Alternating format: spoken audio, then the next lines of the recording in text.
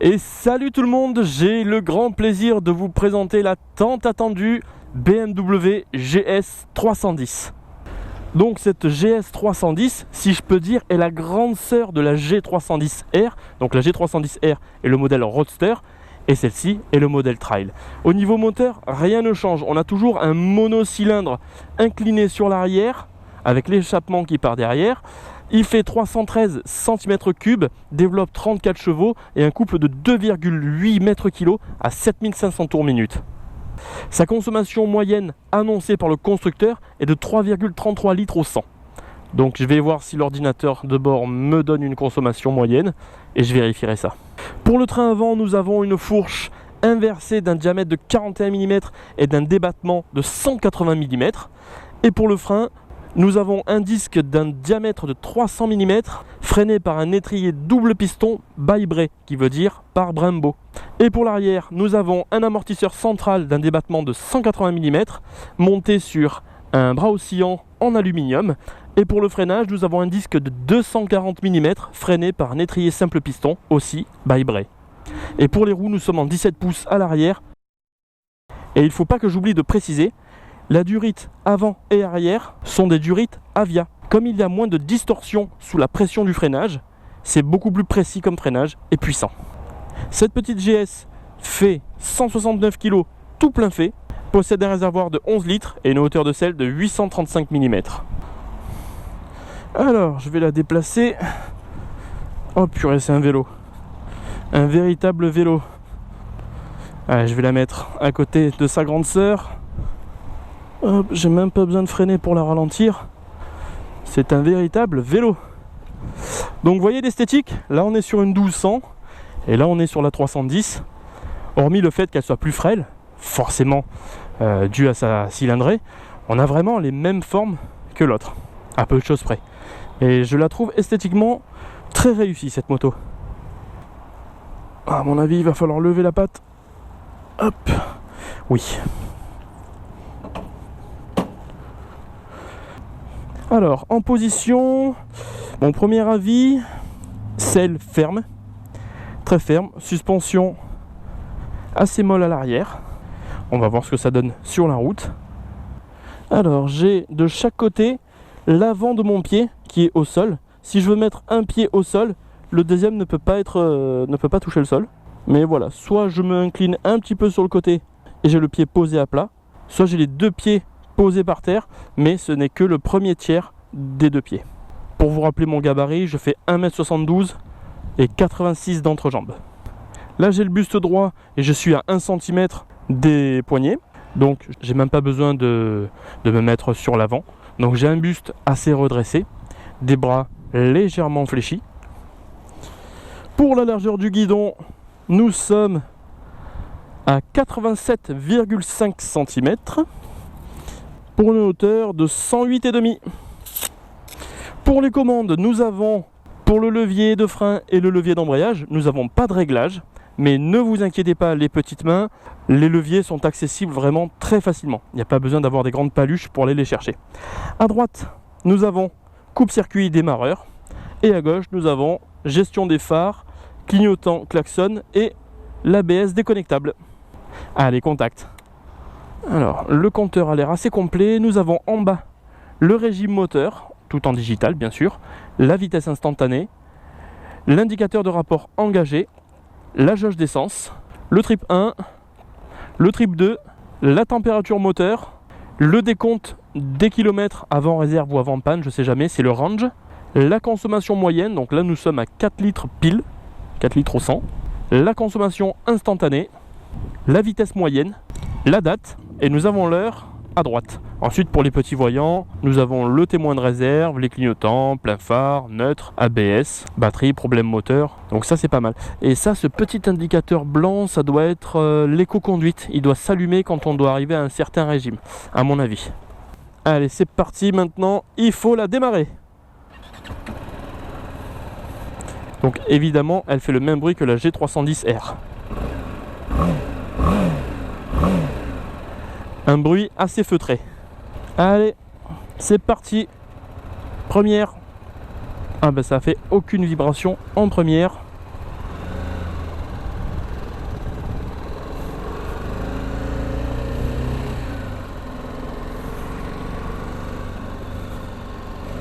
Alors là il y a des toutes petites des tout petits dodanes. Ah oui, c'est assez confortable hein, en suspension.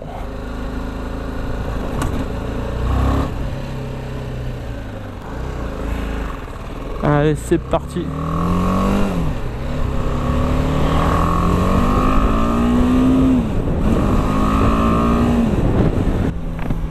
Alors mes premières impressions, un guidon assez bas, assez large et bas. Ça me change des trails que j'essaye habituellement où j'ai 5-6 cm au-dessus de la bulle. Là j'ai carrément tout le buste entier au-dessus de la bulle. Pour vous dire, mon regard arrive là. Donc ça fait 30 cm au-dessus de la bulle.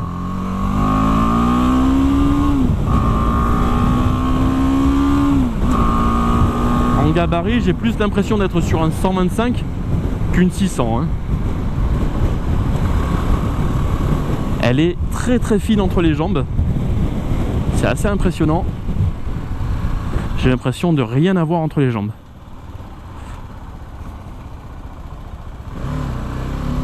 Allez, je vais commencer par les régimes moteurs sur autoroute. À bloc. Ouais, c'est ça. Hein. La diode blanche. Vous voyez? C'est pour me dire je suis à fond, passe le rapport. Alors, à 110 en 6ème, je suis à 6500 tours minute. 6005, 6007, hein, ça aussi, c'est pas précis.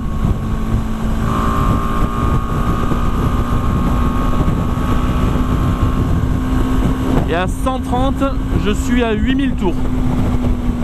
Donc c'est assez haut en régime, hein, comme la G310R. Mais c'est pas des motos qui sont forcément prévues pour l'autoroute. Même si là je suis quasiment à 7000 tours minute. Et j'ai pas l'impression que le moteur va exploser non plus. Hein. Quand j'accélère, elle délivre un son, vous entendez, qui résonne, mais j'ai pas pour autant l'impression qu'elle va exploser. La selle vibre un peu, le réservoir entre les jambes vibre un peu, mais c'est pas des grosses vibrations qui vont vous endormir les jambes. Hein. C'est plus des petites micro-vibrations qu'autre chose. Au niveau du vent, ça ne m'a pas dérangé en tout cas sur l'autoroute.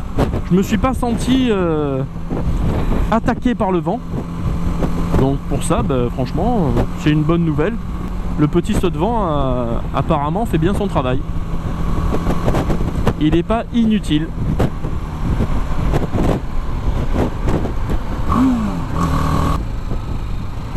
Alors, je suis dans quoi? À 3000 tours minute. Je réaccélère progressivement. Et elle repart. Sans moufter. C'est bien. Il n'y a pas un gros couple à l'accélération, évidemment. Mais elle rechigne pas à reprendre les tours. Et à se relancer sans problème. Alors, pour tester un petit peu le couple, si je peux dire, je vais partir départ arrêté en 3ème.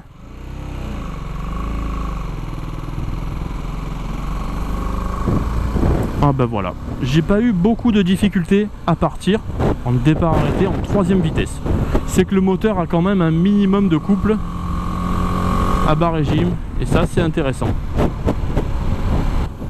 Quelle petite routière à l'aise. Je croyais qu'il fallait que je savate le moteur pour la faire bouger un peu. Mais en fait non, sans forcer. Là je suis en 5ème à 75 km/h. Mais alors vraiment sans forcer quoi. Si je force un peu, elle prend la vitesse assez vite au final. Vous voyez là je suis déjà à 100. Agréablement surpris.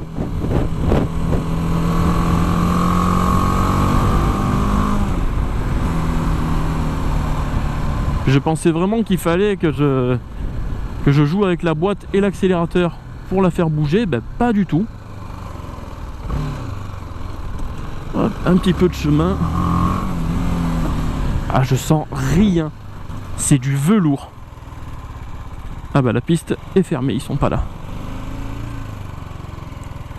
Ils sont pas là sur la piste, c'est pas grave. Ah ouais, c'est...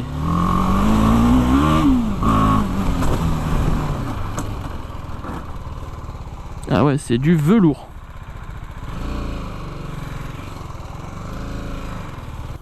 Allez, je vous propose un départ arrêté 0-100 km/h à bloc. 3, 2, 1...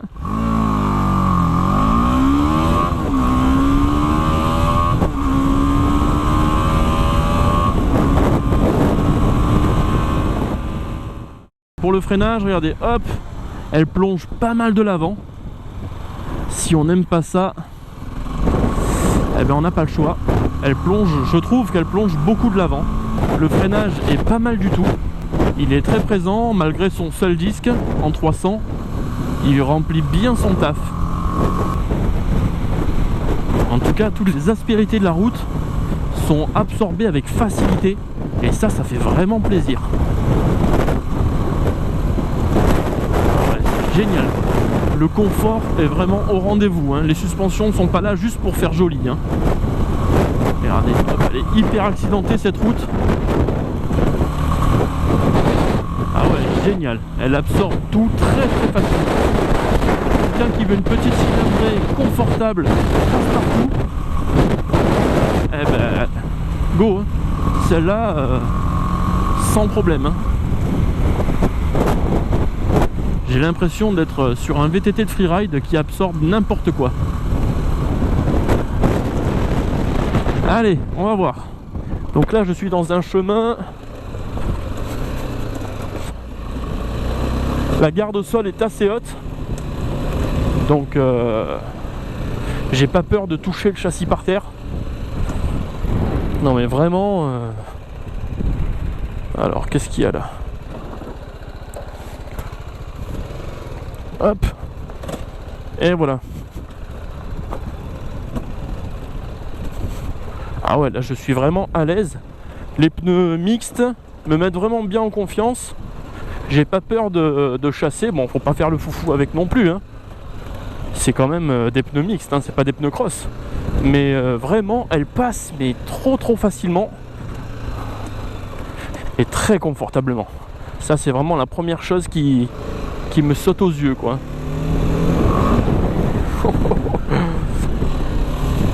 Après en chemin, bien sûr, elle glissouille un petit peu. Elle glisse un petit peu à la réaccélération dans les chemins parce qu'elle a du nerf, hein, quand même. Allez, machine arrière.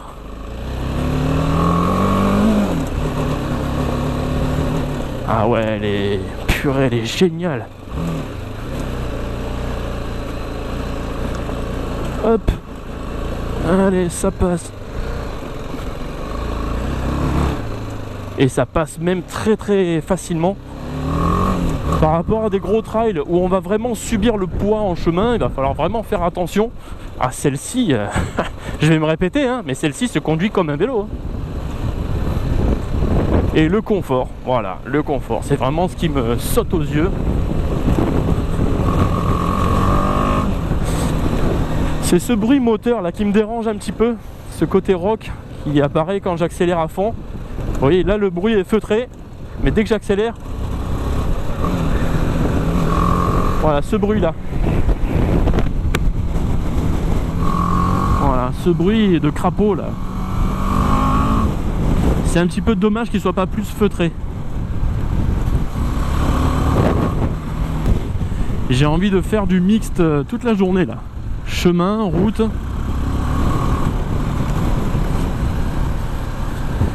Parce qu'elle est vraiment très à l'aise. Trop à l'aise même.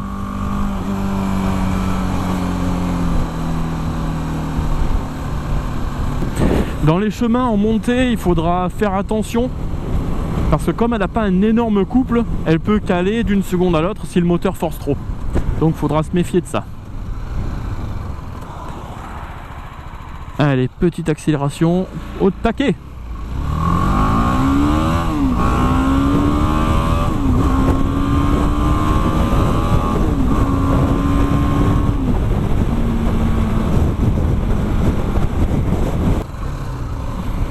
La partie cycle n'est pas en reste, ça c'est sûr.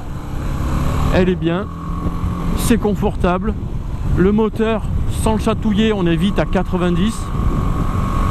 De toute façon là, depuis le début du test, j'arrive pas à être aux limitations de vitesse, même avec cette cylindrée là. Donc tu veux quelque chose qui consomme pas, confortable, pas trop cher par rapport aux grosses, eh ben franchement cette petite GS est faite pour toi. Allez, on va voir sur la piste. On va voir sur la piste d'auto-école si elle est agile.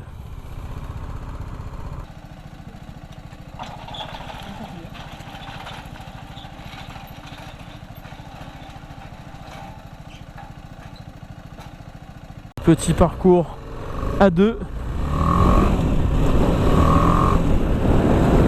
Hop. Ah mais elle est super agile. Ouais, ça ces plots, ils sont un peu posés n'importe comment.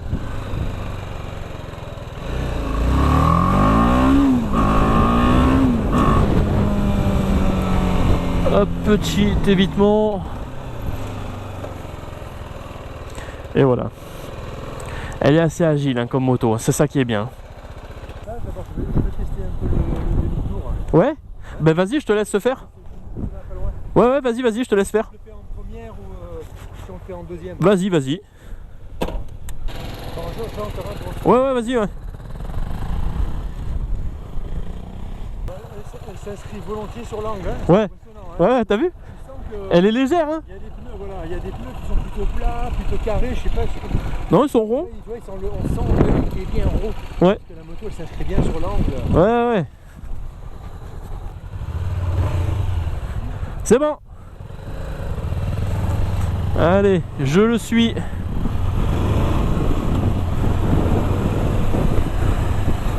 Oh purée, le char d'assaut.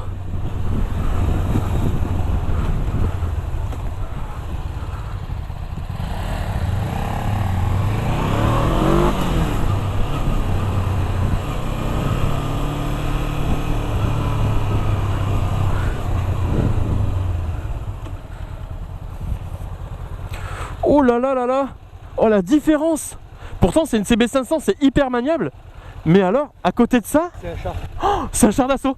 Quand tu pars à côté de ça, c'est incroyable. Oh, ah ouais. Dommage qu'elle n'existe pas en basse et en 500, parce que ce serait merveilleux. Hein. Ah oui. Un trail, c'est fantastique. Hein. Ah c'est clair.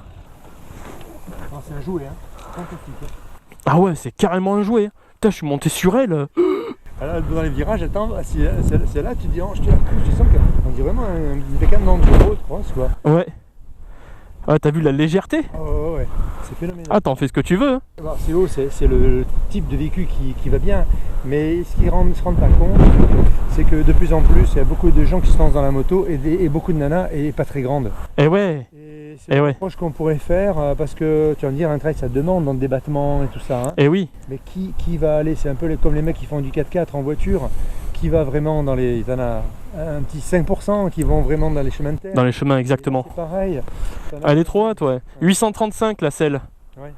La hauteur de selle, c'est pas mal, hein. C'est haut, hein. C'est lourd, ouais. Tu vas me dire, même pour les GS, les 1200 GS, il y en a qui sont obligés de faire rabaisser la moto. Il y a différentes et ouais. hauteurs. Et ouais, c'est clair. Et ouais. C'est clair, c'est clair. Bon, en tout cas, merci. Bah, je t'en prie. Allez, je te dis à plus. À bientôt. Ciao. Allez. C'est reparti.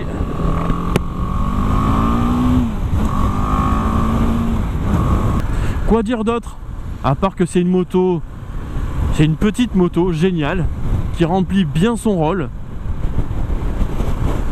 Plutôt plus que moins, mais vraiment que du positif.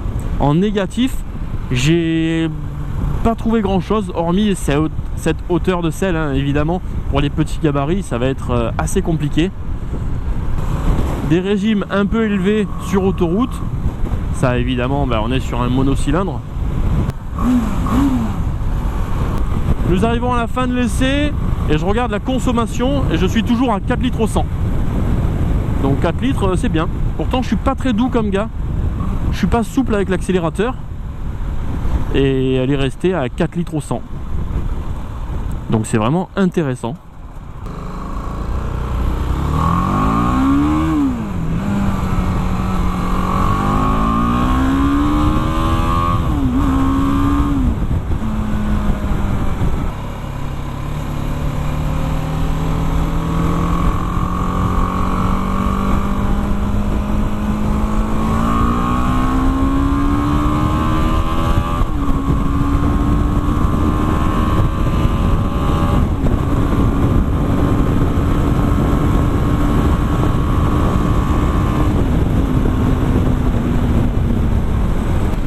Une dernière petite précision avant de rendre la moto, les commodos sont super, mais alors super souples, hein. Impressionnant. Ils tombent naturellement sous les doigts et d'une souplesse. Le clignot là, c'est du caviar. C'est qu'un détail, hein. Mais bon, c'était juste pour préciser un peu. En tout cas, nous sommes à la fin de cet essai. Je remercie encore une fois BMW du groupe JPV pour ce prêt de cette super petite meule. Je suis un peu deg d'ailleurs de la rendre aussi rapidement. Pour ceux qui ne me connaissent pas, hop, et voilà, ça passe. N'hésitez pas à liker, vous abonner ou commenter, ça fait toujours plaisir. Il y a le lien de ma page Facebook aussi dans la description. Je mets tous les essais que je fais à venir. Voilà, donc je vous dis à bientôt pour un autre essai. Allez, ciao!